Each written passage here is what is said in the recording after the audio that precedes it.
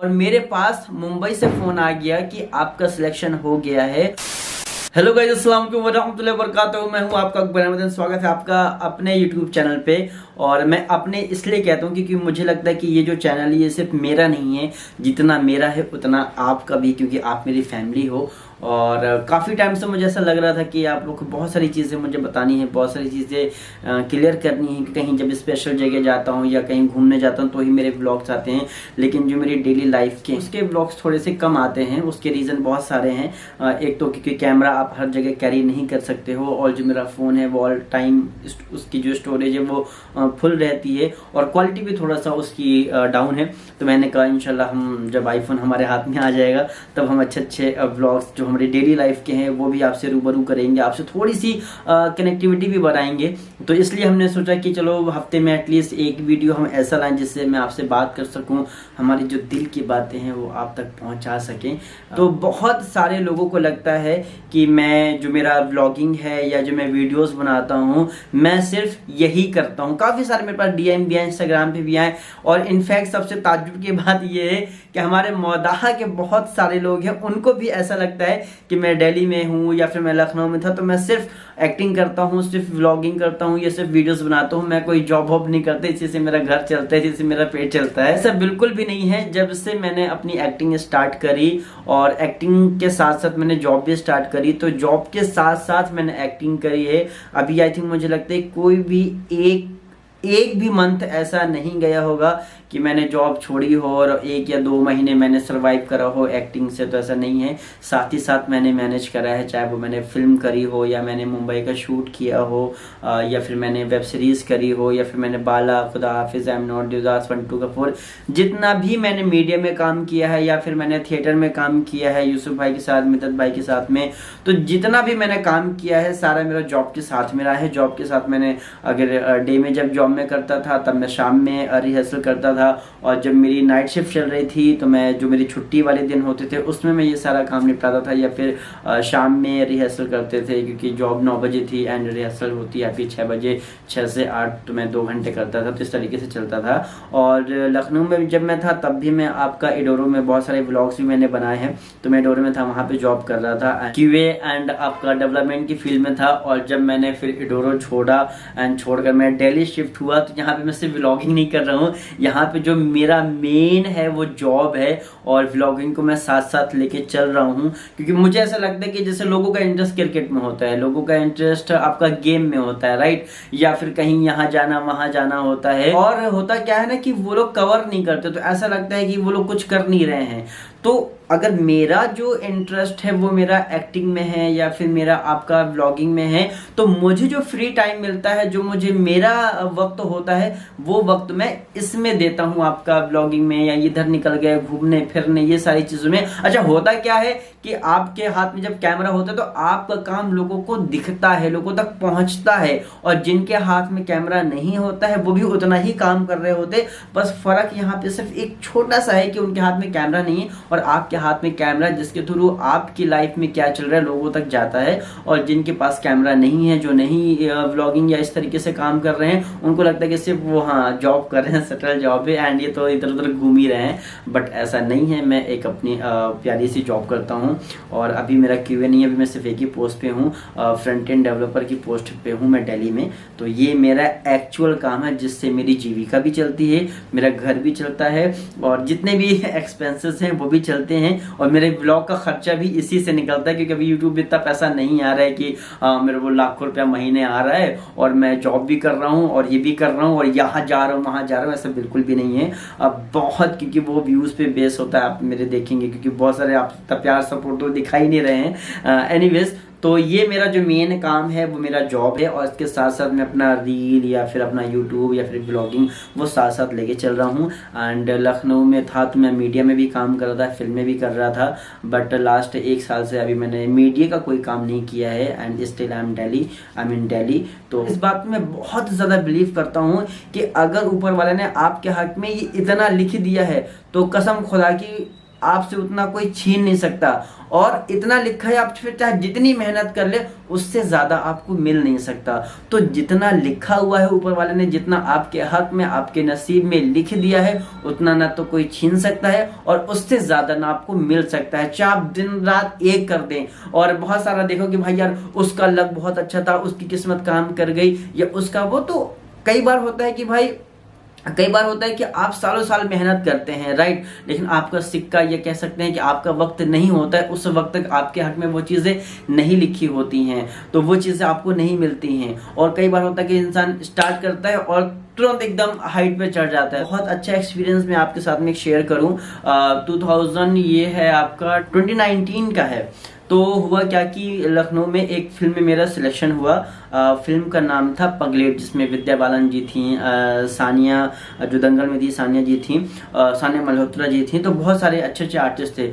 तो मेरा हुआ क्या कि मेरा उसमें सिलेक्शन हुआ और मेरा जो शेड्यूल था वो मेरा 17 यानी कि 17 दिन का मेरा शूट था। और 22 दिसंबर को मेरी सगी भांजी की शादी थी और मेरा जो शूट स्टार्ट था वो 19 दिसंबर से स्टार्ट था। 2019 की बात है, राइट, कोरोना से जस्ट 4-5 महीने पहले। तो हुआ ये कि मेरा सब कुछ हो गया, एवरीथिंग इज ओके। और पूरा मतलब पूरा मेरा परिवार, मेरा घर, सब लोग भिलाई जा रहे थे छत्तीसगढ़, और सिर्फ मैं नहीं जा रहा था। मुझे बुरा भी बहुत लग रहा था, बट मैंने कहा यार 17 दिन का शूट है और इतनी बड़ी फिल्म है, राइट, तो एक अच्छा स्कोप आपको मिलेगा। तो मैंने कहा कि मैं शादी में नहीं जा रहा, मैं आपका ये शूट निपटाऊंगा, राइट। तो हुआ क्या कि फिर अच्छा, मेरे पास जब फर्स्ट टाइम कॉल आया था मुंबई से, तब ये होता है कि ना सर आपका एक कैरेक्टर है या एक दिन का, बट उन्होंने movie name I think change कुछ हुआ था, ऐसा कुछ हुआ था। तो फिर ये हुआ कि एंड टाइम पे आई थिंक मुझे लगता है कि 17 दिसंबर की, राइट, या 17 दिसंबर को ये हुआ कि नहीं नहीं कुछ मिसअंडरस्टैंडिंग हुई है और आपका 17 डेज का शूट नहीं है, आपका 1 डे का शूट है, यानी कि एक दिन का शूट है। तो जब एक दिन का शूट होने लगा तो थोड़ा सा बुरा तो लगा ऑफ कोर्स कि यार कहाँ आपको 17 दिन काम करने का मौका मिल रहा था एक फिल्म में, और इतने अच्छे अच्छे कलाकार, और आपका कैरेक्टर भी बहुत अच्छा था, और कहाँ वो 17 दिन से एक दिन पे आ गया। तो मुझे थोड़ा सा बुरा लगा, और बट कोई नहीं, मैंने कहा होगा। फिर हुआ क्या कि वो एक दिन का जो शूट था, फिर कुछ पेमेंट की बात, जो हमारे लोकल के प्रोडक्शन हेड थे उनसे कुछ ऐसा कुछ मसला हुआ, एग्जैक्टली क्या हुआ वो मुझे नहीं पता है। जहां तक मुझे पता है कुछ पेमेंट से लेके कुछ इशू था। तो हुआ क्या कि फिर वो भी कैंसिल हो गया। तो सर से मेरी बात हुई, सैफ भाई है हमारे लखनऊ के बहुत नामचीन आपके कास्टिंग डायरेक्टर हैं सैफ भाई, सब लोग जानते होंगे जो भी लखनऊ से हैं। तो उनसे मेरी बात हुई कि एक बार यार ये हो गया, और काफ़ी सारी बातें हुई। तो फिर मैंने कहा ठीक है, कोई दिक्कत नहीं, हो सकता है मेरे नसीब में ना लिखा हो। तो क्या किया मैंने कि वो शूट मेरा कैंसिल हुआ, और मेरा टिकट भी नहीं मैंने कराया था। तो मैंने फौरन भाईजान को फ़ोन किया कि नहीं मैं भी चल रहा हूँ और ऐसा ऐसा हो गया है। तो मैं उनके टिकट में, यानी कि उनके सीट में बैठ के मैं छत्तीसगढ़ गया। और आप यकीन नहीं मानोगे, मैं स्टेशन में उतरा हूँ दुर्ग स्टेशन पे, और जहाँ हमको रुकना था मैं बहन के घर पहुँचा हूँ बाजी के यहाँ। मैं ऊपर नहीं चढ़ा, सिर्फ गाड़ी से, मतलब कि से ऑटो से निकला हूँ बाहर, और मेरे पास मुंबई से फ़ोन आ गया कि आपका सिलेक्शन हो गया है और आपको 4 जनवरी को कोलकाता जाना है बाय फ्लाइट। कोलकाता में एक इवेंट है, वहाँ से, यानी कि पूरा वो अनाउंसमेंट होना था उस पूरे शो के बारे में, वहाँ से पूरी टीम के साथ आप मिलोगे, बाय फ्लाइट जाओगे आप मुंबई पे। पूरा स्केड्यूल हुआ, आप यकीन नहीं मानोगे, मतलब मुझे कहते ना कि हो सकता है ऊपर वाले ने मेरे लिए कुछ और बेहतर प्लान कर रखा हो। तो अगर यानी कि मुझे वो 17 दिन का मिल जाता या फिर वो एक दिन का मिल जाता, जिसके लिए मैं इतना मायूस हो रहा था, तो ऊपर वाले ने सोची कहाँ 17 दिन फिर एक दिन, और कहाँ जो मेरा सपना था, कि मेरा सपना हमेशा से ये रहा है, आज आपके साथ मैं शेयर कर रहा हूँ कि मैं, जैसे मैं सबको पूछ रही कि मुंबई कॉलिंग और ऐसा कॉलिंग, तो मेरी ये कि मैं मुंबई जाऊँ पहली बार, तो मुंबई मैं खुद ना जाऊँ, मुंबई मुझे बुलाए, यानी कि मैं बुलाया जाऊँ। मेरा वो एक दिल ही दिल में मेरा एक वो अरमान था, एक वो मेरा सपना था, और इतनी ज़्यादा खुशी हुई, और जितना सोचा था मैंने उससे लाख गुना बेहतर, कि मतलब कि आपको इतनी अच्छी फैसिलिटी, इतना अच्छा आपको ट्रीटमेंट किया जा रहा है कि आपको लखनऊ से आपकी फ़्लाइट कराई जा रही है कोलकाता, फिर वहाँ पे पूरी टीम, पूरा एक इवेंट हुआ बहुत बड़ा सा, एंड उस टीम पूरे जो हमारा शो होना था कॉमेडी महासभा, कॉमेडी शो था, उसके लिए मैंने ऑडिशन दिया था वीगो के थ्रू, तो उसमें मेरा सिलेक्शन हुआ था, और आगे मैं बताता हूँ। तो फिर वहाँ गया, वहाँ पूरा इवेंट हुआ, और बहुत अच्छा, जितने भी मतलब कि टॉप क्रिएटर थे इंडिया के, कुछ बड़े क्रिएटर को छोड़ के सारे वहां पे आए, सबसे मिलने का मौका मिला, अवार्ड मिला हमको एंड अप्रिसिएशन मिला। फिर वहां पे 2 दिन का स्टे था। उसके बाद पूरी टीम कोलकाता से फ्लाइट लेती है, सीधे जाती है आपका मुंबई में, और 3 डेज हमारा रिहर्सल था। और रिहर्सल कहाँ पे था गाइस बताऊं, बायोकॉम 18 के मेन ऑफिस में। और भाई मतलब मैं तो मतलब फर्स्ट टाइम मुंबई और इतनी फैसिलिटी, मुझे तो बहुत अल्लाह का लाख लाख शुक्र है। हम वहाँ पे गए, हमारा रिहर्सल हुआ।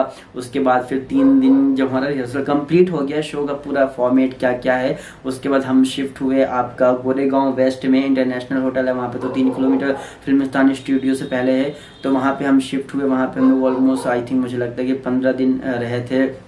हमारे गज्जू, प्रेम एंड बहुत सारे रॉकी सुपरस्टार, बहुत सारे क्रिएटर, रिदा जावेद, तमाम क्रिएटर थे। और मैं एक चीज़ और बता दूं कि ये हमारी सिर्फ 4 टीम थी, यानी कि पूरे 28 स्टेट में इंडिया के 4 स्टेट से टीम सेलेक्ट करनी थी और हर स्टेट से 3 बंदे सेलेक्ट करने थे। तो हम थे यूपी के उस्ताद, तो मैं था यूपी, यानी कि अपने यूपी से सिलेक्ट हुआ था मैं, ऋषि एंड राजा नाम था। तो हम 3 लोग थे जो पूरे यूपी से सिलेक्ट किए गए थे। फिर दिल्ली से एक टीम थी, बिहार से एक टीम थी, और बंगाल के बाबू, बिहार के लाल, और दिल्ली के धुरंधर, दिल्ली के धुरंधर। तो ये 4 टीमें थी। और मैं आपको बता नहीं सकता कि जो इतना प्यारा ट्रीटमेंट मिला। फिर हमारा शूट हुआ पूरा, और शूट में प्रेशर था, इसके बारे में हम कभी अलग से बात करेंगे। तो कि क्या प्रेशर था, कैसे शूट हुआ, मैं आपके साथ धीरे धीरे मुझे लगता है कि मैं शेयर करता रहूँगा अपनी ज़िंदगी की चीज़ें। तो उसके बाद फिर हमारा शूट हुआ। फिर 3 दिन उन्होंने अपने खर्चे पे हमको मुंबई घुमाया। हम हाजी अली दरगाह गए और भी तमाम जगह गए। मैं वही कहता हूँ ना कि जितना आपके नसीब में लिखा है उससे ज़्यादा ना आपको मिल सकता है और उतना ना कोई छीन सकता है। तो मुझे इतनी खुशी हुई, और पहली बार मैं आप सबसे इतनी सारी चीज़ें शेयर कर रहा हूँ अपने चैनल पे। मेरा एक्सपीरियंस था एंड बहुत सारा मेरा एक्सपीरियंस है। उस समय मैं व्लॉगिंग नहीं करता था, मैं यूट्यूब पे था नहीं, तो मुझे लगता है कि वो जो पूरा एक मेरी जर्नी रही है वो पूरी मिस हो गई। एंड मैं अगेन ट्राई कर रहा हूँ कि यहाँ पे भी वो जर्नी स्टार्ट हो। आप लोग का प्यार चाहिए, सपोर्ट चाहिए, एंड थोड़ा सा प्यार करिए, थोड़ा सा सपोर्ट करिए। एंड बाकी कैसी लगी है मेरी बातचीत, कैसा लगा है ये पहला, आई थिंक इससे आप क्या नाम देंगे मुझे नहीं पता है, या मुझे कॉमेंट में सजेस्ट करें कि मैं ये जो सीरीज चलिए स्टार्ट कर रहा हूँ तो मैं इसको क्या नाम दूं, या सीरीज कह लें या बस टॉकिंग कह लें। बस जल्दी से मुझे कमेंट करके बताएं कि ये जो जर्नी थी मेरी ये कैसी रही, और जो मैंने आपसे बात करी वो कैसी रही। तो फाइनली मैं ये काम करता हूँ। तो मिलते हैं गाइज नेक्स्ट वीडियो में, तब तक ले बाय बाय, टेक केयर, शब्बा खैर, अल्लाह हाफिज। दुआ में याद रखिएगा और अपने माँ बाप का ख्याल रखिएगा, उनकी इज्जत ज़रूर करिएगा। अल्लाह हाफिज, शब्बा खैर।